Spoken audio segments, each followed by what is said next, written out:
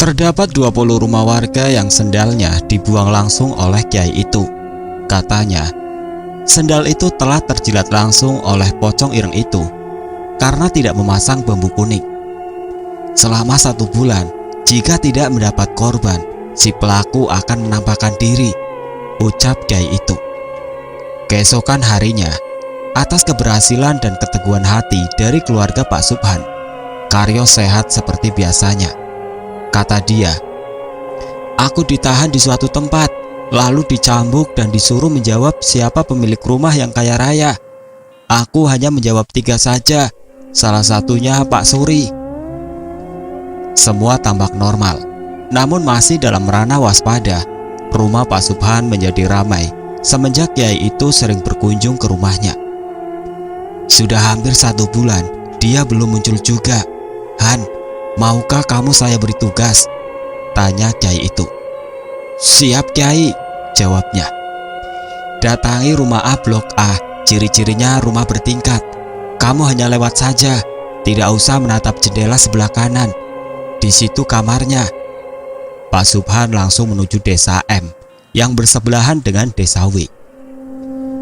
Dalam kunjungannya, dia teringat bahwa rumah itu hanya satu-satunya yang bertingkat. Tidak ada rumah lagi yang lebih mewah darinya. Pak Subhan ingat perkataan kiai itu. "Hanya lewat, jangan menatap jendela sebelah kanan, karena itu kamarnya." Desa itu sepi. Sedikit sekali aktivitas warganya. Warga di sana rata-rata pergi keluar daerah untuk bekerja di sana. Sedikit sekali yang memiliki sawah. Tak heran desa M ini tergolong miskin, dan pastinya warga sekitaran desa M akan melakukan apa saja agar bisa hidup. Salah satunya adalah pesugihan. Ketika mencari-cari rumah yang dituju, Pak Subhan melewati sebuah rumah mewah, namun di dalamnya terdengar keributan luar biasa. Pak Subhan tidak mau menguping. Dia terus berjalan dan pura-pura tidak tahu. Dia hanya mendengar segelintir ucapan dari seorang laki-laki itu. "Kiai bangsat," ucap laki-laki yang berada di rumah tingkat itu. Pak Subhan segera berlari karena informasi ini sangat penting dan harus disampaikan. Keringat dingin kala itu mengucur sangat deras. Katanya, antara hidup dan mati mendengar ucapan laki-laki itu. Jika dia ketahuan karena mendengarkan sedikit dari ucapannya, bisa-bisa Pak Subhan akan diteror kembali. Karena desanya bersebelahan, 10 menit berlari pun sudah sampai. "Sudah ketemu?" tanya kiai itu. "Sudah kiai," jawabnya. "Istirahatlah, besok rumah itu akan terbakar. Tapi sebelum itu, dia akan datang ke sini untuk menyerang lagi," ucap kiai itu. "Mau apa lagi kiai?" tanya Pak Subhan. "Menghancurkan," ucap kiai itu. Selepas itu, kiai itu mewajibkan untuk memasang bambu kuning di setiap rumah. Bukan hanya kepada rumah yang arahnya menghadap barat, tapi seluruh rumah. Katanya, pocong ireng itu akan meneror dan melakukan apa saja agar bisa mendapatkan korban. Semua pintu ditutup. Seluruh barang seperti sendal, baju, handuk, sepeda motor, atau apapun dimasukkan ke dalam rumah. Uniknya, rumah zaman dulu tampak depan sempit, ketika masuk ke dalam luas. Beberapa warga lainnya memilih untuk menemani Pak Subhan dan Pak Kiai yang sedari tadi menunggu kedatangan pocong ireng itu. Seluruh rumah telah mematikan damarnya. Hanya 1 damar yang menyala, rumah Pak Subhan seorang. Bambu kuning berjejer rapi di depan rumah. Tangisan bayi di malam hari memecah kesunyian malam. Sepertinya pocong ireng itu benar-benar datang. Kambing milik Pak Doyo memekikan suara sautan tanda bahaya. Hewan-hewan di sekitar desa W seperti memberikan sinyal akan kedatangan pocong ireng itu. "Dia akan datang membawa dendam padaku. Aku telah menggagalkan pesugihannya," ucap kiai itu. Pak Subhan menengok orang rumah. Ternyata sudah pada tidur. Karyo tidur bersebelahan dengan istrinya, Bu Cici, di kamar depan. Saudara-saudara yang ikut serta dalam membacakan Al-Quran untuk Karyo sudah pulang sebelum teror pocong ireng ini muncul lagi. Semuanya aman, tinggal melihat langkah apa yang akan diambil oleh pocong ireng itu. Tepat ketika bulan purnama berada di atas kepala, sinarnya menerangi rumah warga, pepohonan. Pocong ireng itu muncul di pohon pisang dekat rumah Pak Suri, pemilik sawah yang amat luas. Kiai itu segera membacakan sesuatu di tasbih miliknya. Apakah semua rumah terpasang bambu kuning? Jika belum, segera dipasangkan, saran Kiai itu. Sudah Kiai, jawab warga. Pocong ireng itu menghilang. Tampaknya dia menuju pemukiman warga. Namun sayang, usahanya sia-sia. Seluruh rumah telah terpasang bambu kuning. Tidak ada satupun celah untuk masuk dan menjilati atau meludahkan air liurnya kepada barang apapun. Pak Kiai, sudah selesai? Tanya Pak Subhan. Tunggu sampai pagi. Semua berjalan dengan lancar hingga adzan subuh menggema. Suara kentongan yang terbuat dari bambu telah dipukulkan oleh beberapa warga. Pocong ireng itu gagal mengambil korbannya. Pagi harinya, banyak warga M yang keluar rumah untuk memadamkan api di rumah tingkat yang pernah dikatakan oleh Kiai itu. Rumah itu adalah pemilik pocong ireng sebagai pesugihan. Sempat beredar juga, pemilik pocong ireng yang berinisial S ini menolak untuk menukarkan keluarganya demi tumbal yang harus diserahkan selama 1 bulan terakhir. Sebagai gantinya, rumah itu terbakar karena menolak perjanjian yang harus disepakati. Rumah dan segalanya yang ada di dalamnya merupakan hasil pesugihan. Tak ada yang tahu bagaimana nasib pemilik pocong ireng itu yang berinisial S. Namun kabarnya pernah bermunculan kembali di awal tahun 2002, namun dengan sudut pandang yang berbeda. Segala sesuatu yang dikerjakan dengan perbuatan di luar norma kehidupan, alam, dan agama, maka kehancuran yang akan didapatkannya. Cerita pocong ireng juga ada versi Banjarnegara. Banjarnegara tahun 1992, Desa K. Jika ingin melihat keindahan desa ini, lihatlah sungainya. Cahaya matahari yang terpantulkan ke sungai itu akan menciptakan goresan pelangi di sisi sungai. Mungkin beberapa warga Banjarnegara tidak asing dengan kata Sungai Serayu. Sungai nan indah dan menyegarkan mata ini sebagai pokok utama mata pencarian desanya. Udang dan ikan yang melimpah menjadikan warganya tiap kali berburu mencarinya untuk dijadikan lauk pauk atau sekedar dijual kembali ke pasar. Pesonanya yang indah menjadikan sungai ini seringkali menjadi pusat pariwisata dengan arum jeramnya yang menantang nyali. Namun, pernahkah berpikir, dahulu sekali sungai ini sempat diisukan dengan awal kemunculan dari pocong ireng. Ayamku hilang terus, siapa yang ambil? Ucap Pak Agi sambil melihat posisi kandangnya yang telah terbuka semenjak pagi tadi. Bulu-bulu ayam berserakan di sekitaran kandang. Walau hanya satu saja yang tergondol maling, namun sudah 2 pekan terakhir, ayam di Desa K kerap kali kemalingan. Warga mengira ayam yang menghilang dimangsa musang yang lapar, atau ular yang berseliweran di sekitaran pepohonan kelapa. Namun tidak ada tanda-tanda tercabiknya ayam itu, baik darah yang berceceran, atau suara ayam di pagi hari, sekitar jam 3 pagi waktu Indonesia Barat. Hilang lagi, maling itu, tambah Pak Koko. Ayammu habis berapa? Tanya Pak Agi. Sudah habis, kesal Pak Koko. Saya sisa kotorannya, mau, canda Pak Agi. Mitos hilangnya ayam ini diduga-duga bersamaan dengan kemunculan makhluk yang tidak kasat mata, berbadan besar dengan taring dan cakar yang pernah muncul di Sungai Serayu. Dimakan sama gede dhuwur kayaknya, ucap Pak Koko. Tidak mungkin, itu ayam tidak bunyi, sanggah Pak Agi. Namun Pak Agi dan Pak Koko tidak ada keinginan melapor ke balai desa. Kesannya sangat lebay jika dibesar-besarkan. Zaman dulu sangat menjaga citra apabila ada kehilangan, tidak mempersulit. walaupun dampaknya terkena dirinya sendiri.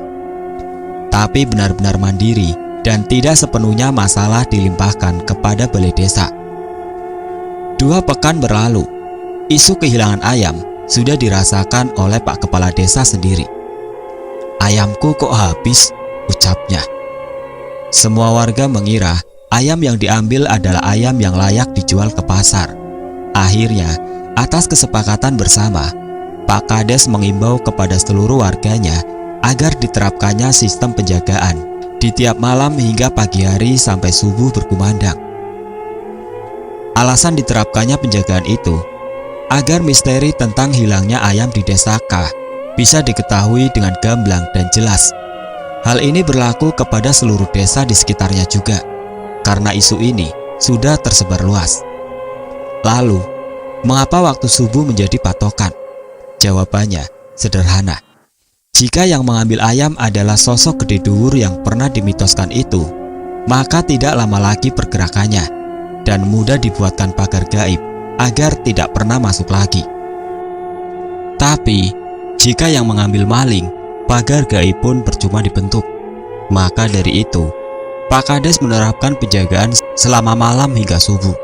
Targetnya adalah menangkap peneror kehilangan ayam yang telah meresahkan warga Desa K itu sendiri.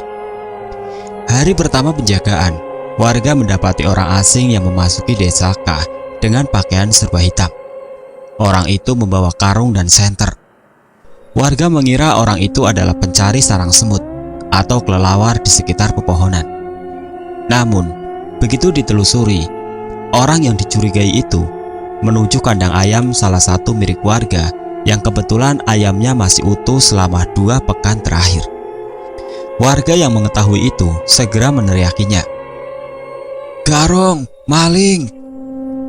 Warga yang berteriak dahulu sebelum bertindak memberikan kesempatan maling untuk berlari sebelum tertangkap basah. Hari pertama dirasakan sangat sia-sia. Ungkapan memperbanyak kerja dibanding ucapan terbukti ampuh dalam menyelesaikan masalah ini. Kegagalan itu menjadi kekalahan pertama Desa K. Mereka menyesal dan mengadukan hal ini kepada Pak Kades. Pak Kades yang mengetahui ada pergerakan maling akhirnya mencari tahu lebih dalam mengenai terakhir kali maling itu menghilang. Warga menjawab secara serentak, "Sungai Serayu," ucap mereka.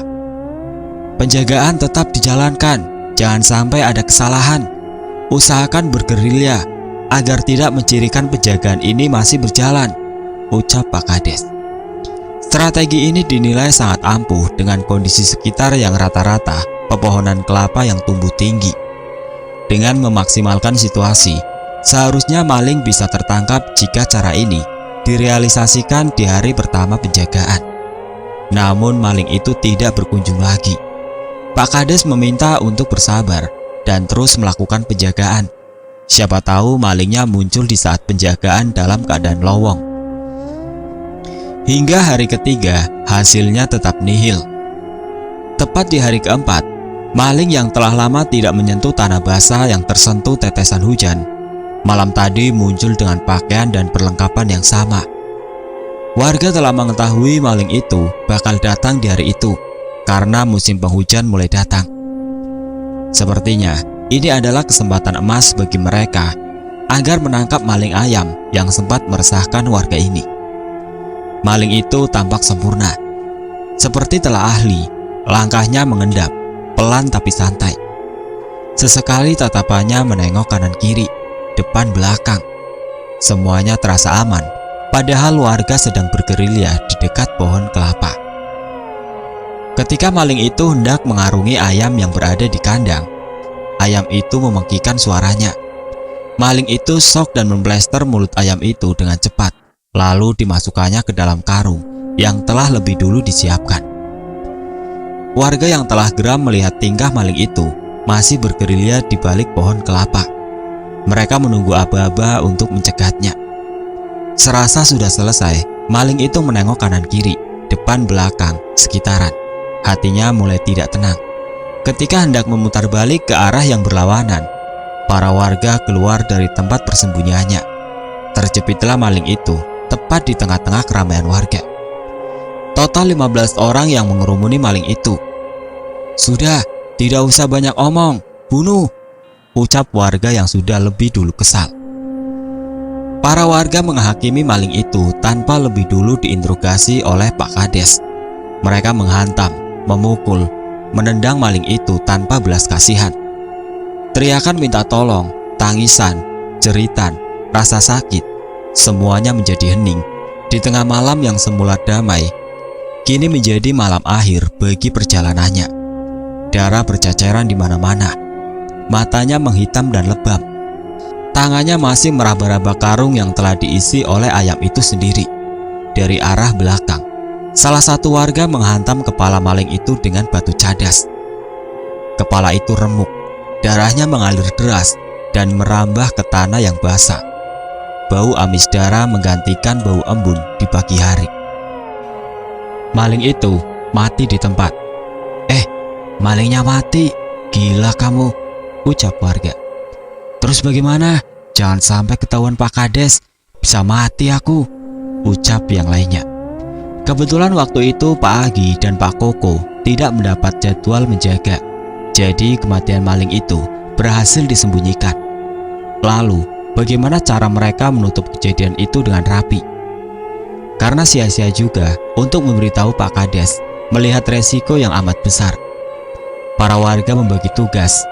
5 orang pertama membereskan aliran darah yang merembes di tanah yang basah dengan memberikan tanah liat yang diambilnya dari sekitaran sungai Serayu. 5 orang kedua mencari kain kafan. 5 orang ketiga menguburnya. Mereka bekerja dengan cepat agar semua tertata rapi tanpa ada kecacatan sedikit pun. Namun, ada satu permasalahan yang sangat kompleks.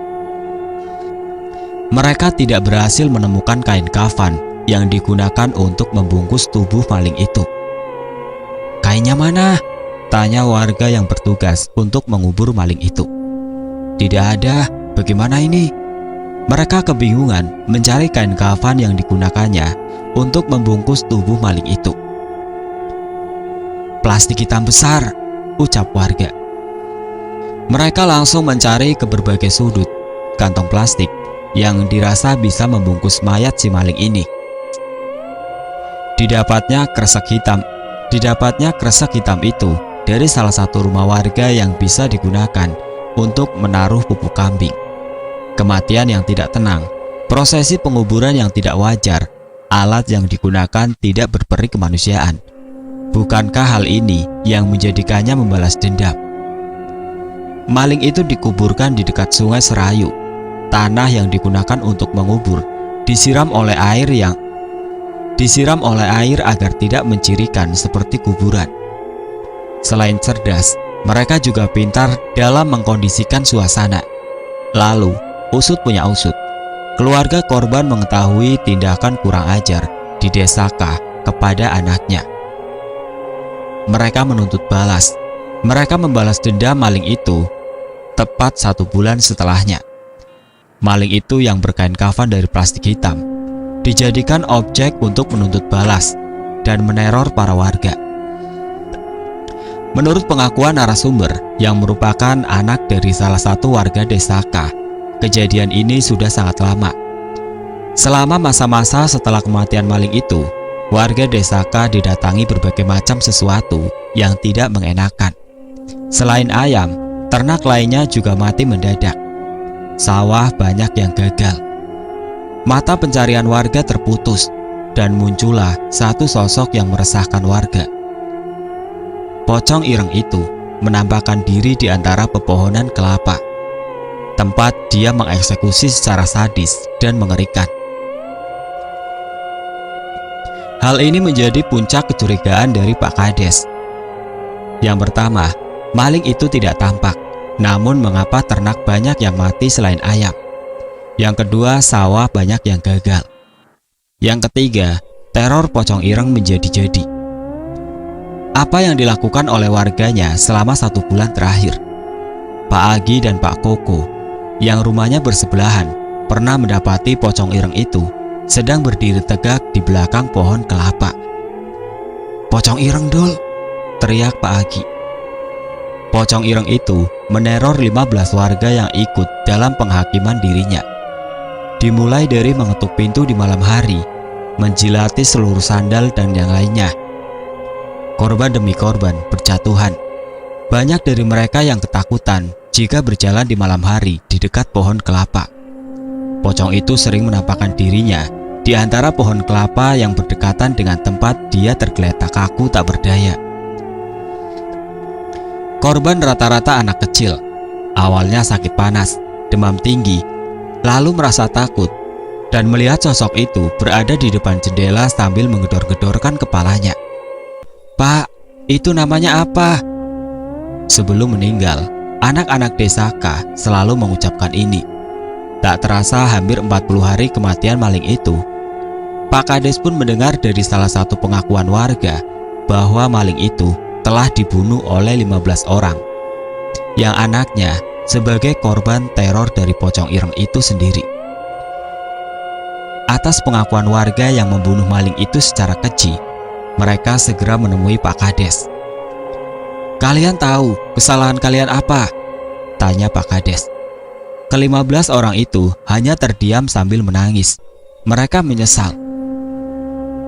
"Jangan bunuh tubuhnya, jangan siksa tubuhnya, jangan menghakimi," teriak Pak Kades. "Pak, lalu apa langkah yang akan diambil?" tanya Pak Agi. Pak Kades terdiam.